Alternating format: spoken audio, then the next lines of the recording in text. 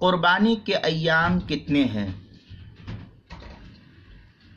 چنانچہ فقہاء کرام کی عبارات کو دیکھنے سے یہ مسئلہ بالکل صاف واضح ہوتا ہے کہ قربانی کے ایام 3 دن ہیں۔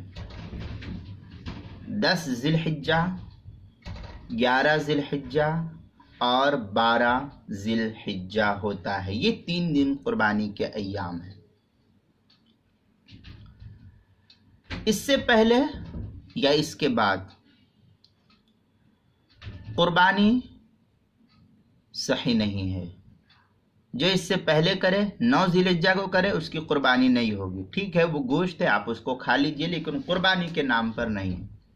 اسی طریقے سے 12 ذی الحجہ گزر چکی، غروب آفتاب ہو چکا، اب اس کے بعد اگر کوئی کرتا ہے قربانی تو آپ کی یہ قربانی نہیں، ٹھیک، آپ گوشت ہے، آپ اس کو استعمال کیجیے۔ یہ 3 دن اللہ کے نبی کی طرف سے اور فقہاء نے اس کو اللہ کے نبی کے فرمان سے ثابت کیا ہے، لہذا ہم فقہاء کی بات کو مانتے ہیں، اور انہوں نے 3 دن ہم کو کہا ہے، 10، 11، 12 ذی الحجہ، یہ قربانی کے ایام ہیں۔ چنانچہ فتاوی ہند وغیرہ کے اندر ہے، وقت الاضحیۃ ثلاثۃ ایام، العاشر والحادی عشر والثانی عشر، اولها افضلها وآخرها دونها۔